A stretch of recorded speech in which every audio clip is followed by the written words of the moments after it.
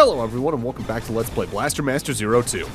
In the last where we finished off our duties on planet Flosanta, did some side things, and now we're on planet Montoj. We met another MA pilot, Ganbei. And now we're in just a little side area to get another pickup along the way. The side caverns that you don't need to access are usually good about being pretty short, while also having their own little things going on. Like, we have more keys to get here, but now we actually have some water to contend with. Water's the first hazard in the game we've seen where it's not an active, like, dangerous hazard, but it does slow down Jason's movement. So whenever you're in it, be careful, because you never know when things might go awry. On top of the fact we got these teleporting mushroom yellow enemies that are invincible whenever they teleport, and I've hitted these since playthrough 1. You can stun them a little bit by using a blast counter whenever they're about to reform, but it's annoying, they just take a while to kill. So, going back to the blaster rifle, there's still 2 levels we haven't talked about, the intricacies that we can talk about at the moment. Level 5 is the absorber, which is the shield that you can shoot out. That thing's a little weird to work with. When you fire it forward, it does move forward for a couple of, like, tiles. And it can pierce through rubble and completely block enemies from moving past it. And while it's in transit to its final destination, it does do damage, and it does like 1.3 times the base level 1 blaster damage. But the real interesting utility of it, and where I probably could use it a little more honestly, is whenever you use it against an enemy that fires energy projectiles at you, any projectiles it blocks will be absorbed into Jason after the fact as extra counterpoints. So you can use that to quickly restore your counter gauge in the case you're using certain movesets or you are a little trigger happy with the counters to begin with. In that respect, if you're a very defensive player, it can be a very useful tool. I don't like to use it, but that's because I'm very aggressive in this game, as you'll note throughout. The thing I should note, though, the absorber has a 1 on-screen shot limit. You can only have 1 shield up at a time, and the shields last for about a second, 2 seconds after you fire them. So in offensive situations, it's not very useful. And we came all the way here for the map data for this area, so now we can see all of the Montoj map by default. On average, the main planets in this game are about the size of areas in Blaster Master 01. There's some that are a little larger, some that are a little smaller. But thankfully, there's a good enough amount of wraparounds that you're never too far away from a destination or away out of the planet, I'd say. Also, I have to come back for this later now. But on the very bottom right of that room, there's a planetoid map. I forget if it's beneath a rock or something, so go grab that right now. I will have to cut back here in a few moments to grab that. For now, let's go meet up with Ganbei because they wanted to meet us at their hideout up here. Hey, you made it! This must be your MA. Yep, this is Kubiko. She's busted up now, but she's a faithful partner. Jason, Ganbei, I'll get started helping out Tai. Although, I can't leave Sophia, so I'll just be supporting her over the receiver. Y'all done enough just bringing the parts. Just rest yourself there. Jason, thanks for all your help. Take this with you. Recoil jump. Is this an MA maneuver chip? You compiled Kubiko's maneuver data into a chip for us? Thank you. To get to Zavira, you'll need to descend this mountain and climb the next one. That maneuver should make the climb a breeze. Great, thanks. We'll head there as soon as Eve's work is done. Ready to rush you out there, huh? Well, I don't blame you. As soon as Kubiko is up and running, I'll be right there after you. But Zavira's no normal mutant. If you end up on your own, be careful. What do you mean? It's a long story. If you really want to hear it, I'll tell you later. Basically, I let my guard down too many times. Remember this, it's not just your life that you're fighting for. If I were defeated, even Fred would be on their own. I won't ever let that happen. You're right. You be careful too. Alright, just got some tweaks left to make. Y'all saved our bacon. Our pleasure. Eve, let's head out as soon as we get this maneuver set up.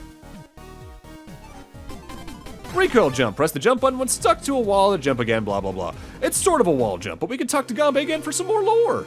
All this started when our taxes started soaring out of the blue.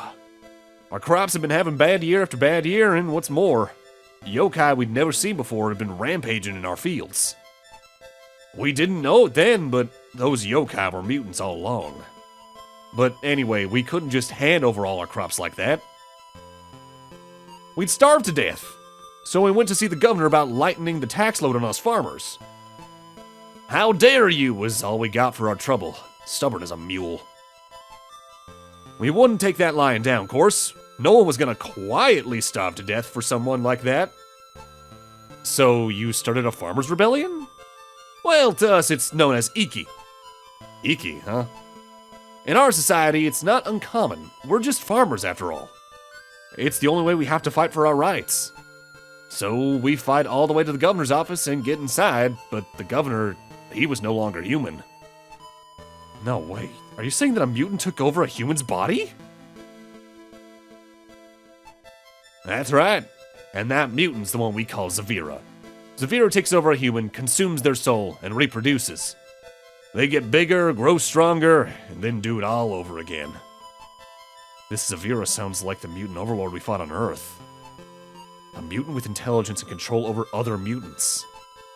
There must be something special about these ones. Many died that day, villagers and loved ones. We had no way of fighting the mutants back then. Since Ty came here with Quebico, we put up a fight, barely. But our fighting force still dwindled. Now it's just us two. Even with just the two of us, our Iki will continue. I won't let it end. I like that they actually try to give these characters more than just a base personality. They give them some history. Although what's interesting about them, they're also references. First off, let's talk about recoil jump. Jump towards a wall, you hang on to it, you can jump to, again, to do a wall jump, sort of like the one in Metroid Fusion. If you interplay this with hover, you can get a lot of really good air, but you can recoil jump even without SP, so that's the important thing to note. So, at this point, we've gone down more or less the entire west path here in Montoj, so it's time for us to head east.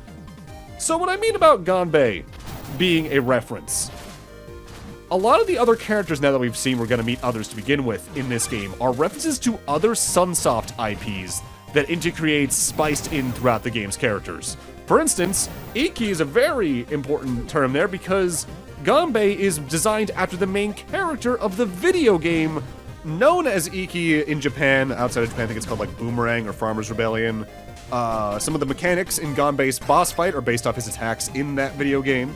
On top of that, there's some other references to it down the line, alongside references to other Sunsoft IPs with other characters. I like that idea a lot, because it gives this series a bigger cast that we can appreciate, but also just adds a level of appreciation for Sunsoft on a level you don't really see often, on the whole, honestly. Also, I probably should talk about this. You might be noticing I'm doing a little more with like voice filters in this LP than I have in some prior ones. And if you're wondering why I do it in some cutscenes and not others, it depends on whether or not it's entirely a story-based cutscene. Like, Eve is going to be in the tank a lot. And for plot cutscenes, I think just adding that makes it a little more immersive in a way. But the reason I don't do it for like Eve's tutorials when you call her, it's entirely for the flow of information for gameplay, if that makes sense. Kind of to keep like the information relevant to the gameplay as clear as possible, both in terms of how it's being explained, but also its audio. I like experimenting around with things like this here and there nowadays, so I'm not even sure if I'll do it for future LPs, but I'm at least doing it for this one for story stuff. I'm not sure if it'll stick around, depends on whether or not I like how it sounds by the end of it. This is a room where using the impact wave can be incredibly useful because these little wasp enemies, I guess more like flies, they don't do a lot of damage, but they can very easily combo you into a corner if you let them stick around too long. So the impact wave can really take care of them quickly like that. While we're on the way into the plot dungeon for Montoj, though, let's talk about the final of the blaster rifle levels we haven't talked about yet. Level 6, the Whip. The Whip is actually based off of the Shantae hair whip attack that was present in the DLC for Blaster Master 01. You strike a melee range about 3-4 blocks ahead of you, and it does just over like 2.5 times damage the base blaster rifle level. Hitting a projectile with it will reflect it back as an all-piercing projectile that does the same damage as the Whip's melee attack. So in that case, you can actually use that as like an offensive version of the Absorber's shield. Enemies which cannot be countered may present a blast counter opportunity upon being made vulnerable by that. With that said, activating the whip does lock you into the animation, so you can't use sub-weapons while you're whipping it out, so to speak. Kind of high risk, high reward in that regard, but I do like it a lot. I use it in certain boss fights especially.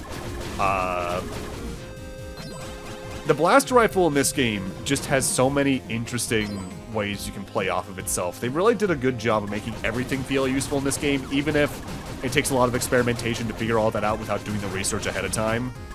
And from memory, Blaster Master 03 did about the same with its new attacks and all that.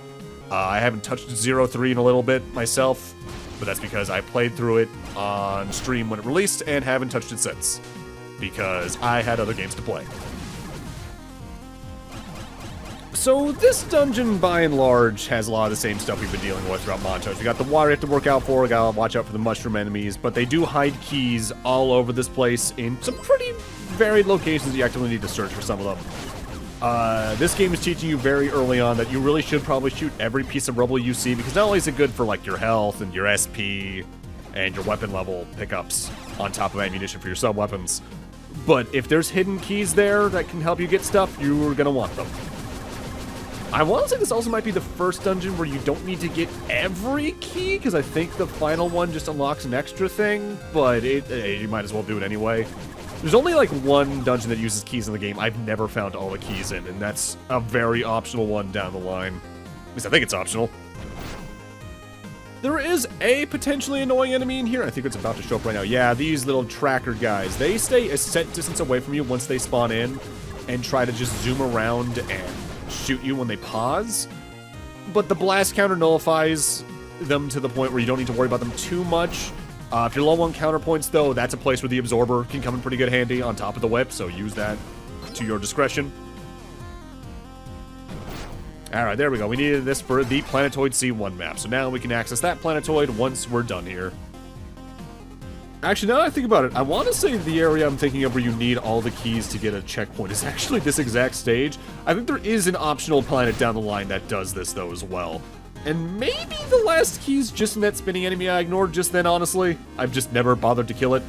I could recommend it, though, because this boss fight can be troublesome, but not at first.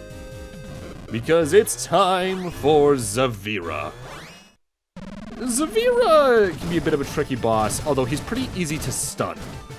Most of the direct attacks Zavira has are either trying to hit you with contact damage by just trying to run into you and teleporting to maybe just telefrag you, or firing pellets, either individual streams of pellets or spread shots. It does eventually orbit around you, and it will eventually stop to do a spread shot, and I've taken some dumb hits on that portion of this, if only because by complete coincidence, where he stops to fire his projectiles during the orbit is the direction I'm walking in, and thus I just kind of face tank on some stuff there. It's easy to take hits here, but it's not exactly a hard portion. There's enough space here that you don't need to worry about too much, especially if you rely on longer range weapons like the EX charge or the wave attack if you have those. Not a lot to worry about here. And for beating him, we're going to pick up the first version of an item that Jason talked about, I think back in part 2. This is a dimensional access key. Access key 1. Access key to the dimensional tunnel between areas B and C. Did we get it? Huh? That wasn't so bad. Testing. Hey, I just talking to this thing? Hey, Jason! Can you hear me? Gambe! I defeated Zavira, I think. I thought I told you, don't let your guard down. Here's where the real fight starts. Huh? Well, Jason, get back right now! You didn't think it was gonna be that easy, did you? What's going on? I'm getting a signal. A boss mutant. You gotta be kidding me! A boss mutant? I already defeated Zavira. That was only one part of Zavira. Get back to Sophia. We're on our way. Hold on. And time for a fight that is troublesome, to say the least, on a first run. There's a reason they placed a checkpoint on both ends of this giant area. Also, whenever you talk to Eve and she has nothing else to say, she's just asleep. Don't need to worry too much. At that point, you know you've exhausted all dialogue. Oh, that wasn't there before.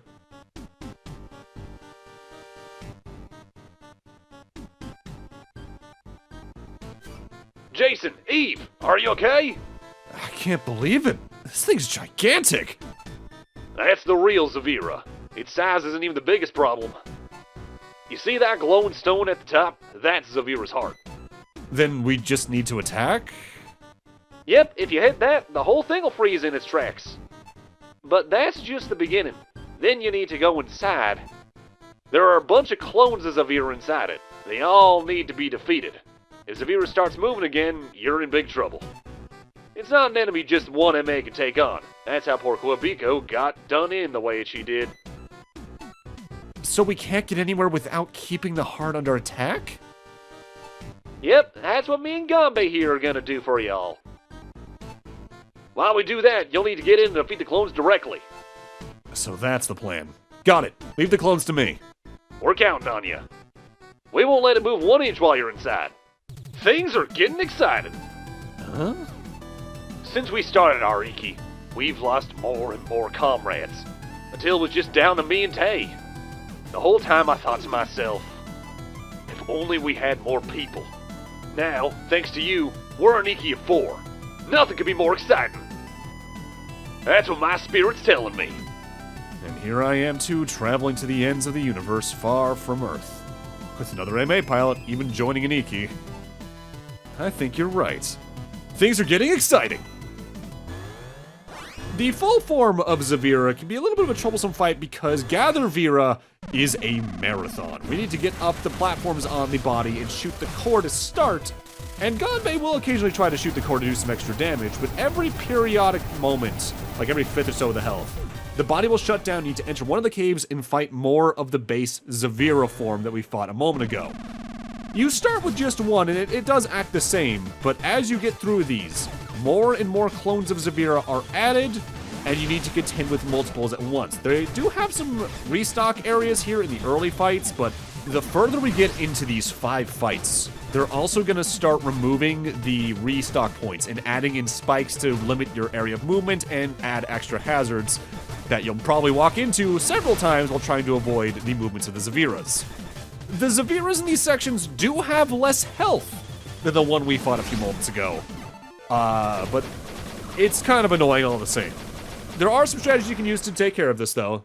Things with large blast radiuses, like the Wave Blaster, the grenades, or even the proxy bombs can be pretty good here. On top of that, if you can position yourself in a certain way when these Zaviras are about to attack, you can hit multiple of them with the same blast counter and sap the same amount of health from both.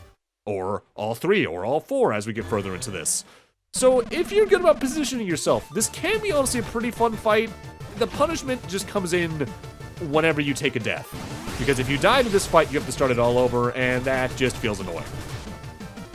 Oh yeah, this is another thing about the Zaviras that makes their orbit attack kind of annoying. If you're anywhere near a wall, they get blocked by the wall and will just kind of move along it, and in most cases when you're that close to a wall, you're going to be close enough that you're going to take that hit too, so be careful. I was stuck on this fight for at least probably 20 minutes to a half hour on my first playthrough, because it's just such an out-of-nowhere marathon this early in the game. And it doesn't exactly feel the greatest, but I guess it's there to really kind of hone in the difficulty this game's going to try to hit it on, and how you should master the weapon levels and Jason's movement that quickly. On that note, I should note, you can use either the analog stick or the D-pad to move Jason on the top-down levels. And there's pros and cons for both, because I think, honestly, the analog stick movement does feel good in this game, because you do move in more than just the main 8 directions. That does take account for the individual degrees of movement. But there's just something about using an analog stick in a 2D game like this that just goes counter to what I want to do in my brain, to the point where I seldom do it. And that is probably something they want you to actually do, so maybe keep that in mind if you're having trouble dodging attacks and doing all that. It's especially hard with the D-pad, admittedly, to keep yourself moving diagonally, or at least aiming diagonally at a stop. So use that to your advantage, I guess. There's an element to this fight that makes me wonder if the reason it is the way it is they wanted to prove what they were capable of making when they weren't just beholden to remaking an NES game and being relatively faithful to that. And if that's the case, I think they do a good job of showcasing what they can do with these combat mechanics because of it. I just wish maybe they could have placed this a little later in the game for when people have either a little more arsenal going on, or they had a little more adjustment to the controls happening by that point. Maybe this could have felt better if, like, the amount of rematches you need to do against the higher amounts of Zaviras was reduced by even, like, 1 or 2. But at the same time, if you're used to the game, this is a really fun and hectic fight, and it goes by relatively quickly. Also, that firing right there on the right side of the screen, that's Ganbei and Tai and the Koibiko firing at the core to keep it from moving. I think they can actively attack the core anyway when you're out and about as well to just try and do some extra damage, but if you're good at mashing, you can easily outpace that and don't really need it at all, but it's there, I think. Oh, also, I probably should talk about this.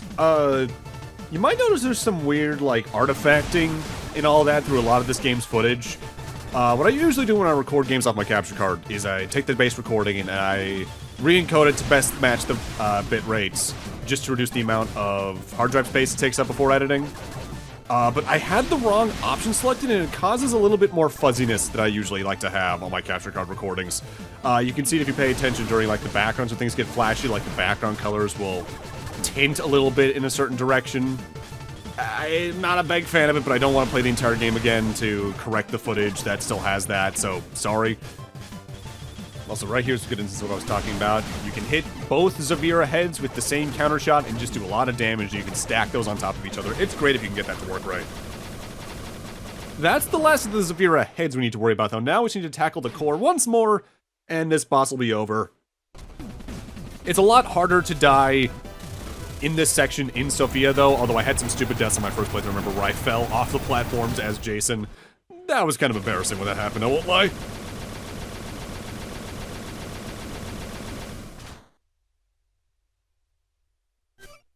It's over.